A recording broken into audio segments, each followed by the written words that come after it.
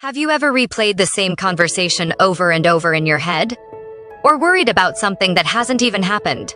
That's overthinking, and it can leave you mentally exhausted. In this video, you'll discover why it happens in simple, science-backed ways to calm your mind and regain peace. Thinking is healthy. It's how we solve problems. It's how we learn. It's how we make decisions. But overthinking is different. Overthinking happens when your mind keeps going around the same problem without moving toward a solution. Imagine sitting in a rocking chair. You're moving, but you're not actually going anywhere. That's what overthinking feels like. You're mentally busy, but not mentally productive. Psychologists often describe this as rumination, repeating the same thoughts over and over, especially about mistakes, worries, or things outside your control. The more you repeat those thoughts, the heavier they become. Overthinking usually begins with one simple question. What if I fail? What if they reject me? What if I make the wrong decision? Your brain wants certainty, but life doesn't always provide it. So your mind keeps searching for answers that may never come. Another common cause is perfectionism. You don't just want a good decision. You want the perfect decision. So you analyze every possibility, every outcome, every mistake. Ironically, the search for certainty often creates even more uncertainty. Overthinking doesn't move you forward. It drains your energy, it steals your confidence, and it keeps you stuck. Planning is useful, but without action, nothing changes. Remember, you can't think your way to success. At some point, you have to take the first step. Your brain is designed to protect you. When it senses uncertainty, it starts searching for possible dangers. Long ago, this helped humans survive. Today, that same survival system can become overactive. Instead of protecting us from wild animals, it worries about job interviews, relationships, money, or what other people think. Psychologists have found that our minds naturally pay more attention to negative experiences than positive ones. This is called the negativity bias. It means one small mistake can stay in your mind much longer than 10 compliments. Understanding this doesn't instantly stop overthinking, but it reminds you that not every thought deserves your attention. Whenever you catch yourself overthinking, pause and ask, can I control this? If the answer is yes, take one small action. If the answer is no, practice letting it go. Energy spent worrying about the uncontrollable is energy taken away from what you can actually change.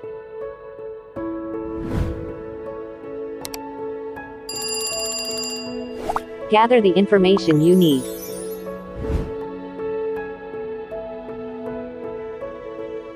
Sometimes your mind feels crowded because you're trying to remember everything. Writing your thoughts on paper helps organize them. You'll often realize that many of your worries aren't as overwhelming as they seemed inside your head. Action is one of the best cures for overthinking. You don't need to solve the whole problem today. Just take the next step. One phone call, one email, one page, one conversation. Small actions interrupt endless thinking. Not every thought is true.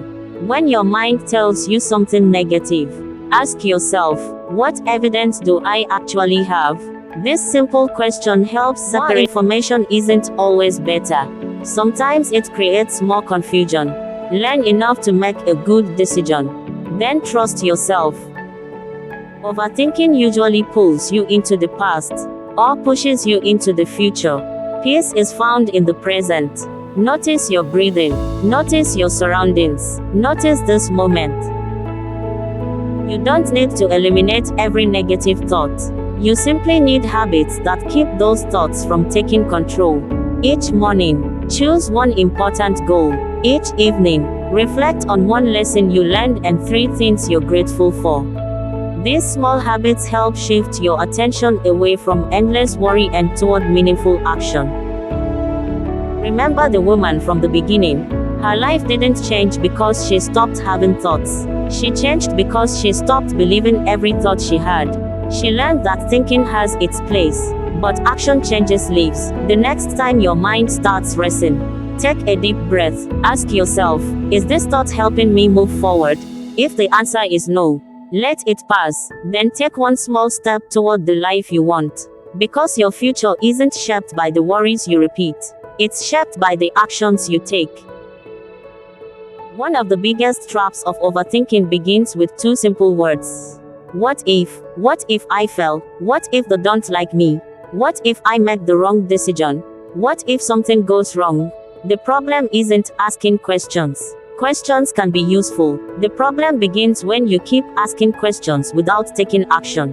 One what if creates another, then another, and another. Before long, your mind has created an entire disaster that hasn't even happened. Here's something important to remember. A possibility is not a prediction.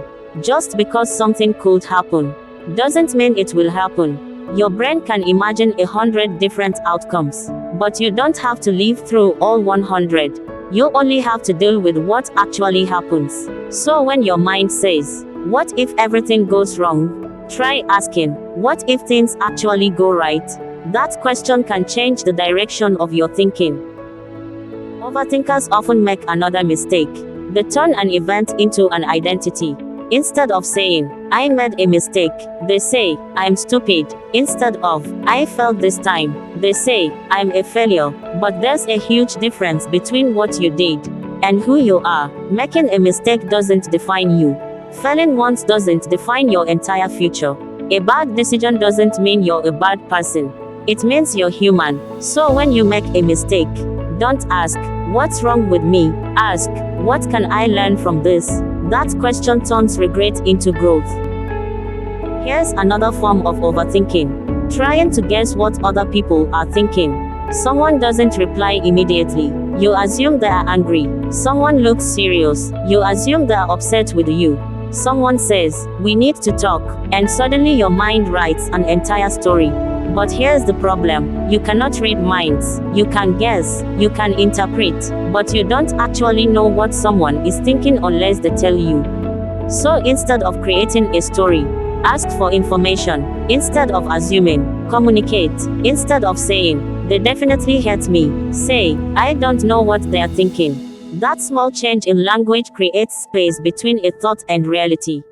And sometimes, the story in your head is much worse than the truth.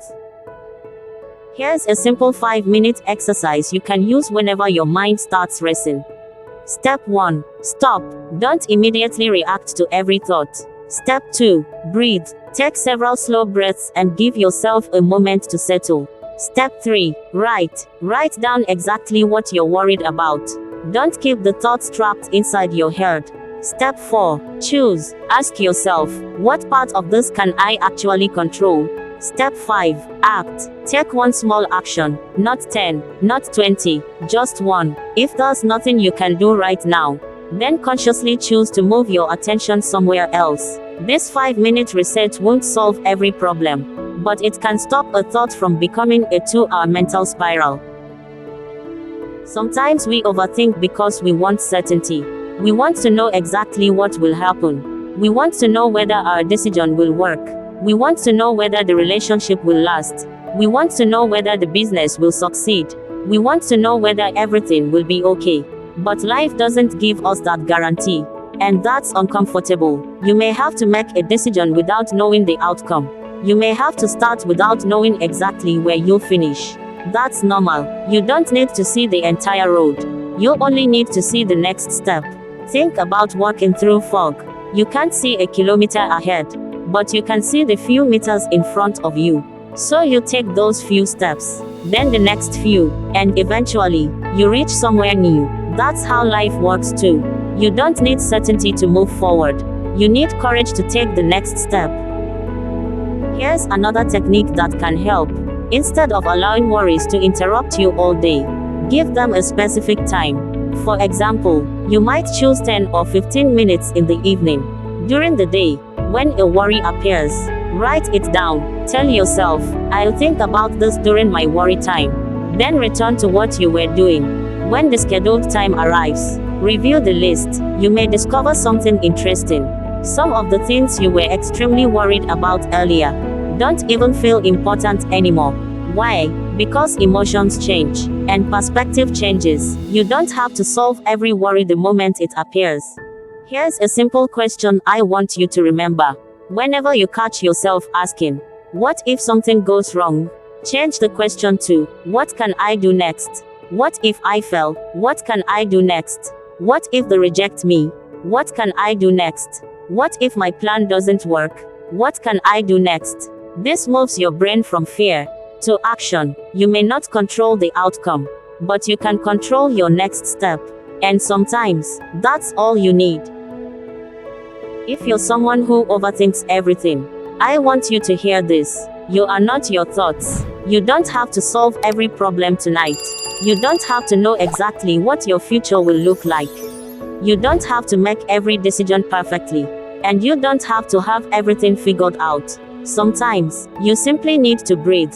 Take a step back and remind yourself, I'm doing the best I can with what I know right now. You can learn, you can adjust, you can change direction, you can try again. Life isn't a test where you get only one opportunity. You are allowed to make mistakes. You are allowed to change your mind. You are allowed to start again. Remember, your mind is a powerful tool, but you were never meant to live inside your thoughts. Thinking can help you plan.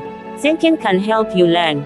Thinking can help you solve problems. But when thinking stops you from living, it's time to step out of your head and back into your life.